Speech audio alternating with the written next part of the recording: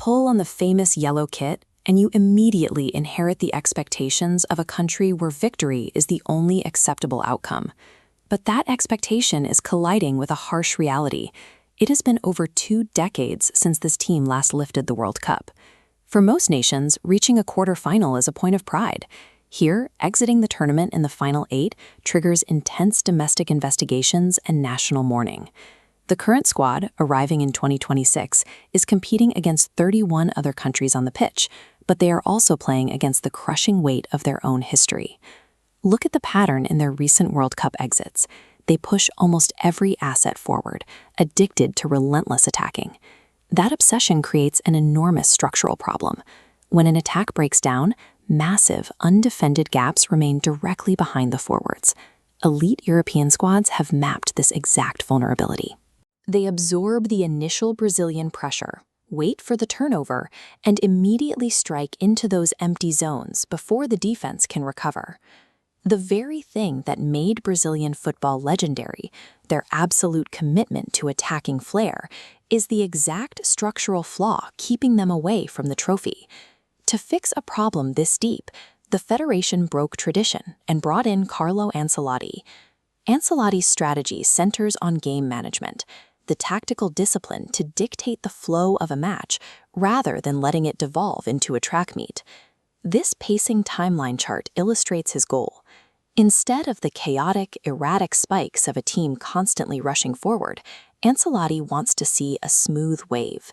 He teaches his squads exactly when to press the accelerator and when to slow the ball down to kill momentum. To make that work, the back line has to stay disciplined. Notice how the defensive line now moves in perfect sequence with the midfield, ensuring those dangerous pockets of space stay closed. He is taking a team famous for its beautiful chaos and establishing a new standard of pragmatic, controlled dominance. Of course, structure means nothing without the talent to execute it, and Vinicius Jr. is the primary destabilizing weapon on the roster. This heat map visualization demonstrates how the new system operates. By drawing opponents to one side of the pitch, Ancelotti deliberately creates intense, isolated one-on-one matchups on the extreme left wing, where his forwards are lethal.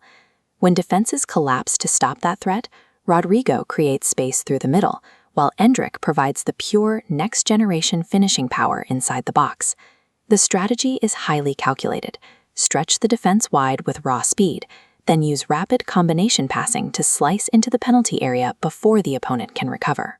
The flair remains, but Ancelotti has given it a targeted structure designed to convert that technical skill into measurable results on the scoreboard. All of this attacking freedom requires a reliable engine, and Bruno Guimaraes operates as the central metronome. His job is to dictate the tempo. By anchoring the midfield and maintaining possession under pressure, he makes the entire system possible. Behind him, there's a heavily tested veteran core. Marquinhos leads the defensive line, while Alisson directs the coverage from the goal.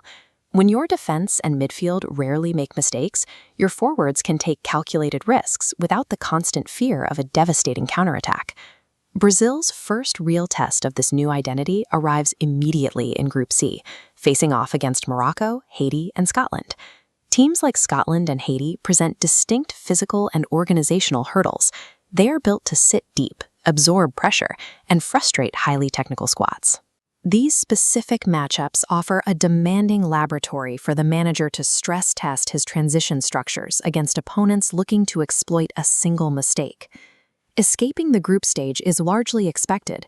The real objective here is forging the exact tactical discipline they will need when they run into elite European opposition in the knockout rounds. A moment of wonder.